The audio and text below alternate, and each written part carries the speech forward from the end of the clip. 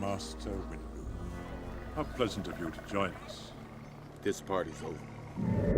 Hey guys, it's Jojo93. So last night, we got episode 7 of the Ashoka show, and so I'm here to give you my review for this. So in this episode, we got a lot of things. We got more Ezra, we got more Sabine stuff, we got more Thrawn. There's a bunch of things in this episode. So we're going to break it all down. So coming off the bat of the beginning of this video, we start the episode with Hera with the Council of Morons, the New Republic.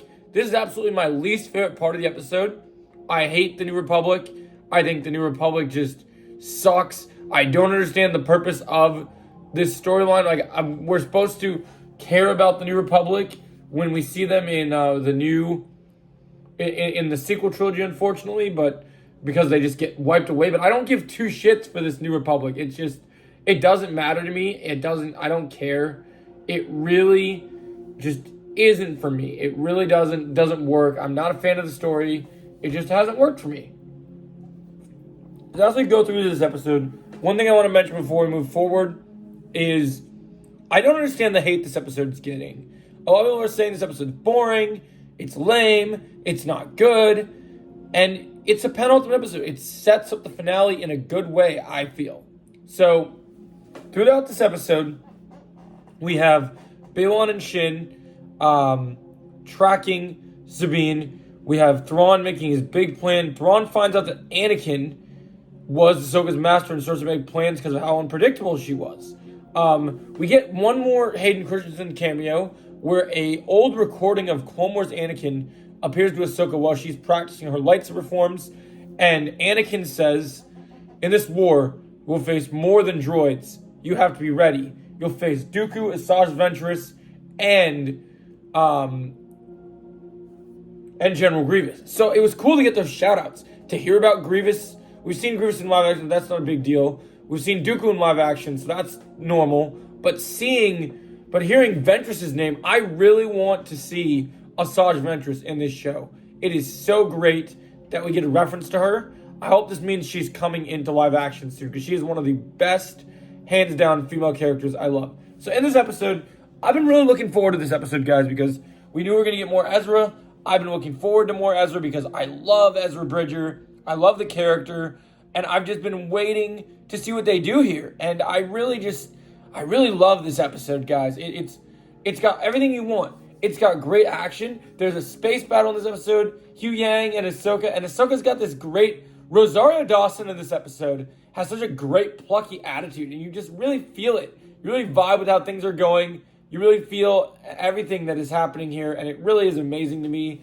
I really like this episode. It wasn't as amazing as the Anakin one, no, but it was still a really good episode. So then we move forward, and Thrawn's got his plan. He sends his forces. We get this conversation between Baylan and Shin, and Baylan says a very Qui-Gon thing to Shin about, patience without victory. And so we're putting Shin on this path of becoming an evil Darksider, and, Baylan has his own quest. He's searching for something. He has a new power is rising. Something has his interest. Something's got him intrigued. And I love this. I really do. I think this is something that is really awesome, and it really works. And so then, they separate, and Shin takes her army, and they go down the hill, and they go to confront Ezra and Sabine, and they get into this chase scene, and we find out that Sabine tells Ezra about the Emperor, but we know they left it open-ended, even though the Emperor's dead. Typical Disney, they'll never disown the idea that they brought back Palpatine. But as George Lucas has said, the Emperor is dead. So, and I agree with that. I think that is justified. So then we move forward, and we hear Sabine sees everything's about to go down, and she's like, "Hey, we got to fight these guys. Hey, take the lightsaber. You're going to want this. Do your thing." And then he's like, "My thing? What thing?" And he's like, "I gave it to you. It's yours." And then she's like, "Well, at least take a blaster." And then he's like, "I won't need anything. The Force is my eye." So it reminded me of Donnie Yen. I'm one with the Force, and the Force is one with me. And I've been talking about for months the leaks for this show about Ezra Bridger going and being badass with the Force and doing things in Peridia, the darkness, everything that's going on. There's amazing stuff with him. Here he's doing Force palm heels, blasting dudes, doing ridge hand strikes. He's doing blocks. He's doing kicks. He's doing thrust kicks. Ezra Bridger is badass in this episode. And then he goes and he disarms the night troopers, takes their blaster, takes out a few of them. Before Ahsoka joins the party, Ahsoka lands after a conversation with Hu Yang, and she lands and she faces off against Balon one more time. And the dialogue between these two characters is brilliant. You just feel the intensity. You feel how crazy it's going to be between these two. And it really works. You really feel it. You really feel what's going on. Then we kind of have almost like a Thor Ragnarok moment where we get this good fight scene between Balon and Ahsoka. I really wish that Nick Gillard was here because the lightsaber fights in this show just don't satisfy the way Star Wars, I think, needs their lightsaber fights to satisfy. It's not like the old ones, but it's still a very good fight. You get to see Ahsoka throw some spinning elbows. You get to see her really come in with the offensive, pull that Anakin right from her. I'm really loving Ahsoka the White. I'm really loving Rosario Dawson. So then let's talk about this in a bit. So this fight's great. This fight, you can actually clearly see Balon, his lightsaber is more red than orange. So the darkness within him is becoming more interesting.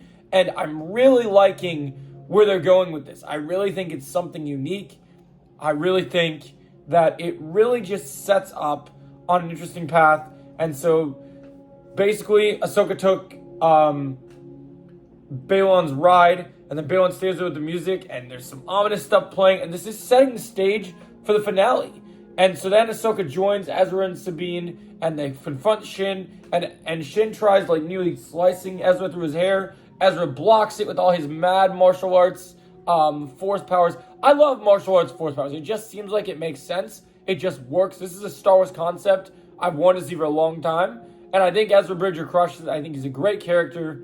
I think this really worked for me. And then the ending, we have Thrawn kind of doing his Moriarty chess planning and going, yep, you know, Ahsoka, you might have won the day, but I have other plans. And so we kind of get this feeling that something else is going on, and it really sets the tone for the rest of the episode.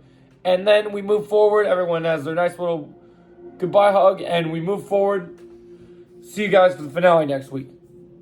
This was a really good episode. I really enjoy the action scenes. Some of the story's okay. It's not the best written, but it's got some cool moments. I love the callbacks. I love the stuff with Anakin. Because of the Anakin cameo, and because of the Ezra Bridger fight scenes. And I actually really liked Sabine in this episode. I thought Sabine was pretty decent. I'm going to give this episode... It's not as good as episode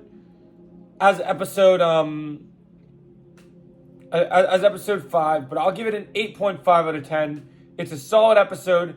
It has some good action scenes. I was going crazy in my watch party seeing Ezra Bridger. It did put a smile on my face, like Thanos said. So make sure you hit the like, share, and subscribe button, and I'll catch you in the next video.